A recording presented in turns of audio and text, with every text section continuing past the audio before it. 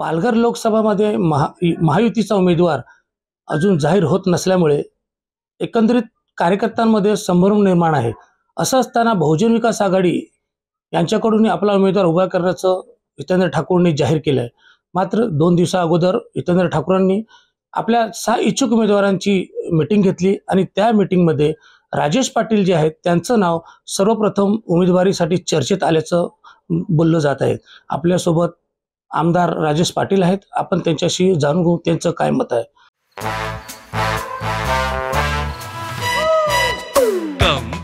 Come my love, please don't say no baby, come my love।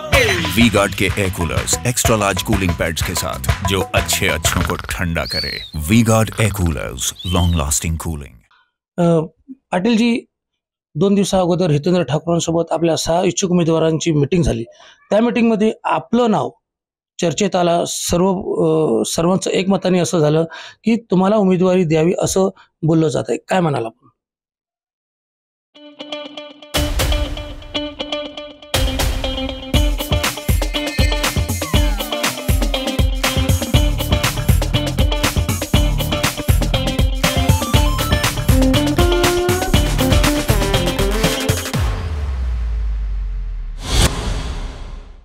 सर्वात प्रथम आमचे लोकनेते आमदार हितेंद्र ठाकूर आणि आमचे बहुजन विकास आघाडीचे सर्व वरिष्ठ नेते यांनी निवडणूक ही पालघर जिल्ह्याची विकासाच्या दृष्टिकोनातून आणि इथे राहणाऱ्या जनता यांच्या एकंदरीत पुढची वाटचाली चांगल्या व्हाव्यात आणि जिल्ह्याचा विकास व्हावा आणि जिल्ह्याचं प्रशासन चांगलं चालावं जे आजपर्यंत चालत नाही, त्या अनुषंगाने आपण निवडणूक ही जिंकण्यासाठी लढायची हे सर्वप्रथम सर्व कार्यकर्त्यांना बोलून त्यांची अशी विचारणा केल्यानंतर कार्यकर्त्यांचं मत पडलं की आपण ही निवडणूक जिंकण्यासाठीच लढायची आहे।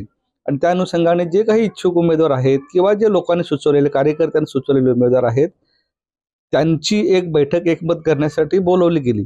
परंतु शेवटी हा एक जिल्ह्याचा विकासाचा भाग आहे, जिल्ह्याच्या नेतृत्वाचा भाग आहे आणि लोकसभेचे उमेदवार म्हणून तिथे काम करत असताना अतिशय समर्पकपणे लोकांमध्ये जाऊन काम करणं आणि पक्षाची भूमिका लोकांपुढे मांडणं, पक्षाचे जे वरिष्ठ आहेत त्यांची ध्येय धोरणे त्यांच्या माध्यमातून लोकांची कामं करण्याच्या दृष्टिकोनातून जो पक्षाला वरिष्ठांना आणि लोकनेते आमदार हितेंद्र ठाकूरांना अतिशय योग्य उमेदवार त्यांच्या माध्यमातून त्यांच्या विचारांचा, त्यांच्या भूमिकेचा आणि सगळं लोकांप्रती व्यवस्थित काम करण्याच्या अनुषंगाने त्यांनी सांगितलेली भूमिका घेऊन चालणारा उमेदवार हा त्यांनी निवडलेला हा सर्वांना चालणार आहे। आणि शेवटी हे एक खंबी नेतृत्व आहे, आम्हाला त्या नेतृत्वावर पूर्ण भरोसा आहे आणि त्याच्यामुळे आप्पा जो उमेदवार देतील, कोणी उमेदवार देतील त्या उमेदवाराच्या बाबतीमध्ये जे कोणी एक इच्छुक उमेदवार असतील किंवा आहेत किंवा कार्यकर्ते आमचे हे सर्व एकमताने काम करतील। कारण 2009ला जेव्हा बळीराम जाधव साहेबांना तिकीट दिलं त्याच्यानंतर ती सीट आम्ही जिंकून आणली आणि आजची परिस्थिती अशी आहे का जेव्हा जेव्हा आम्ही कुठे एकटे लढलो तेव्हा आम्ही निश्चितच निवडून आलेले आहेत। 2009ला पण तीच परिस्थिती, आताही तीच परिस्थिती आलेली आहे।